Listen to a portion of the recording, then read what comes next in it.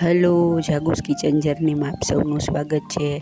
Friends, આજે આપણે એકદમ સરળ અને એકદમ સહેલી રીતે પ્રસંગમાં બનતો મગની દાળનો શીરો બનાવીશું, એટલે કે માજૂમ બનાવીશું.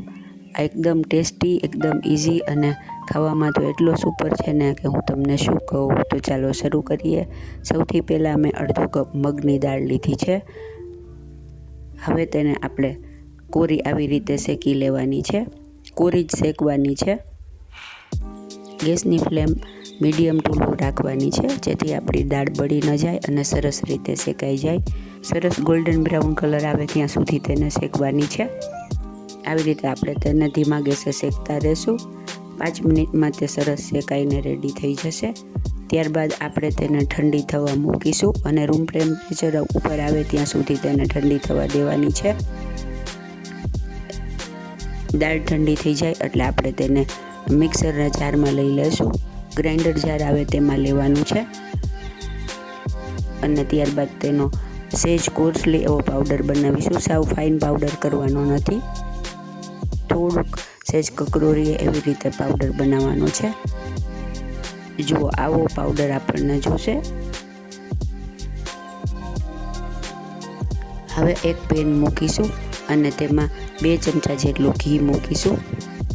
ઘી ગરમ થાય એટલે તેમાં 2 ચમચા જેટલા ડ્રાયફ્રૂટ્સ લઈ અને તેને આપણે સોતે કરી લેશું. ડ્રાયફ્રૂટ્સમાં મેં અત્યારે કાજુ અને કિસમિસ લીધા છે. તમને બદામ ગમે તો તમે તે પણ લઈ શકો છો. 1 ચમચો જેટલા કાજુ અડધા ફાડા હોય તે લીધા છે અને 1 ચમચો જેટલી કિસમિસ લીધી છે. તેને આપણે સરસ રીતે તળી લેશું અને પછી બ્રાઉન થાય એટલે બહાર કાઢી લેશું. હવે ત્યારબાદ એ જ પેનમાં વધુ 2 ચમચા જેટલું ઘી એડ કરી અને આપણે તેમાં રેડી કરેલો મગની દાળનો લોટ એડ કરી દઈશું. ફ્રેન્ડ્સ, આમાં જેટલી મગની દાળ એટલે કે મેં અડધો કપ મગની દાળ લીધી છે તો અડધો કપ જેટલું ઘી જશે. હવે આપણે બરાબર મિક્સ કરી લેશું. અત્યારે ગેસની ફ્લેમ ધીમી જ રાખવાની છે.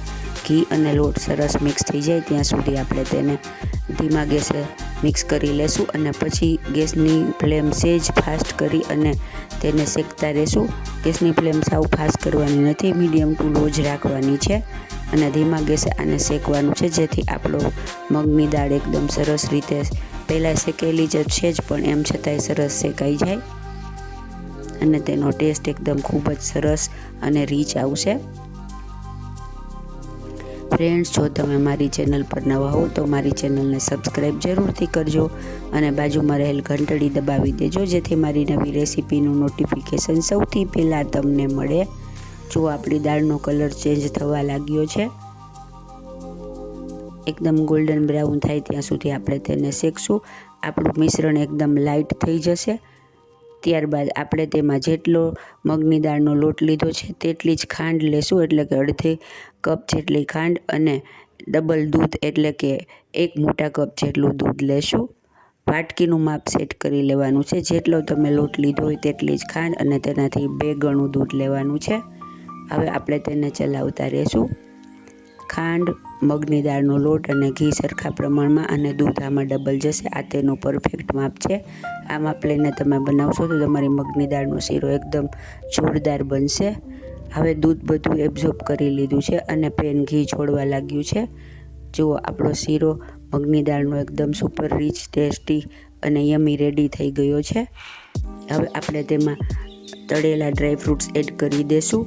તમને એલચી પાવડર ગમે તો તમે આ સ્ટેજે તે પણ નાખી શકો છો, પણ હું પર્સનલી થોડો એલચી પાવડર ઓછો પસંદ કરું છું એટલે મેં નથી એડ કર્યો, પણ તેનાથી ટેસ્ટ ખૂબ જ સરસ આવે છે. હવે આપણે ગરમા ગરમ જ તેને એક સર્વિંગ બાઉલમાં લઈ લેશું. પહેલાં આપણે તળેલા કાજુ છે તે એમાંથી થોડા લઈ અને તેને રાખીશું અને પછી ઉપર એકદમ કેરફુલી શીરાને એડ કરી દેશું. શીરો આપણે ગુજરાતીમાં કહીએ એટલે સોરી મગની દાળના હલવાને આપણે તેમાં રેડી કરી લેશું. પછી ઉપરથી થોડી વાટકીની મદદથી પ્રેસ કરી લેશું અને હવે આવી રીતે એક ડીશ મૂકી અને તેને પલટાવી લેશું. પછી ટેપ કરી અને આપણે બાઉલને ઉપર લઈ લેશું.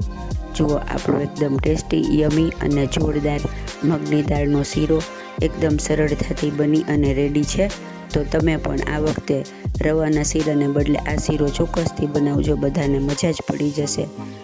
ખાવામાં ટેસ્ટી, જોવામાં મજેદાર અને એકદમ યમી એવો આપણો મગની દાળનો શીરો અથવા તો મગની દાળનો હલવો રેડી છે. તો તમે પણ આ તહેવારની સિઝન આવી જ રહી છે તો ચોક્કસથી બનાવજો, મજા જ પડી જશે.